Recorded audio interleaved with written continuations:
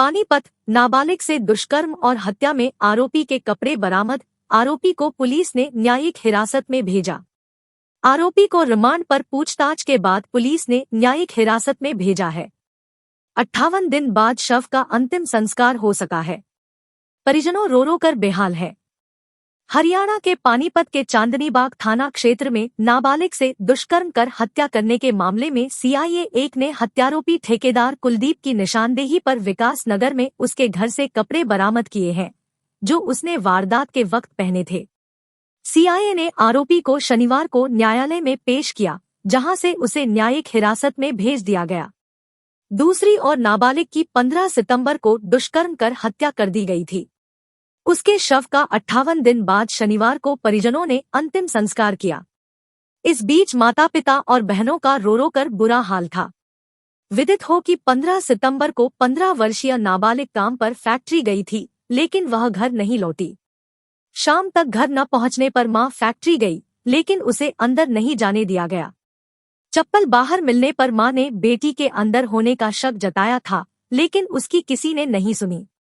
मां ने ठेकेदार कुलदीप समेत 4 पर बेटी को गायब करने का आरोप लगाया था और चांदनीबाग थाना पुलिस को शिकायत दी थी, लेकिन पुलिस ने कोई कार्रवाई नहीं की।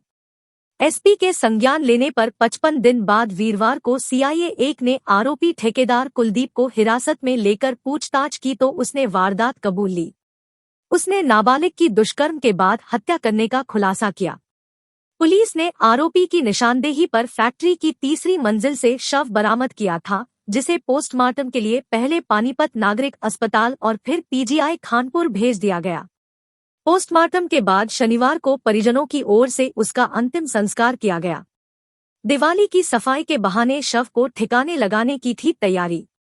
बताया जा रहा है कि नाबालिग से दुष्कर्म के बाद उसकी हत्या कर बोरे में शव छिपाने वाला आरोपी ठेकेदार कुलदीप 55 दिन बाद दिवाली की सफाई के बहाने उसे ठिकाने लगाने की तैयारी में था। वह फैक्ट्री के कूड़े संग बोरे में रखे शव को भी नहर में फेंकना चाहता था। इसके लिए उसने फैक्ट्री मालिक से बात भी कर ली थी और सफाई के लिए मंजूरी भी ले ली थी, लेकिन वह अपने मंसूबों में कामयाब हो पाता, इससे पहले ही पुलिस ने उसे काबू कर लिया।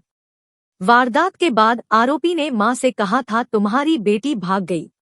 मां ने बताया कि जब उन्होंने आरोपी कुलदीप से बेटी के बारे में पूछा तो उसने कहा कि तुम्हारी बेटी एक युवक के साथ भाग गई।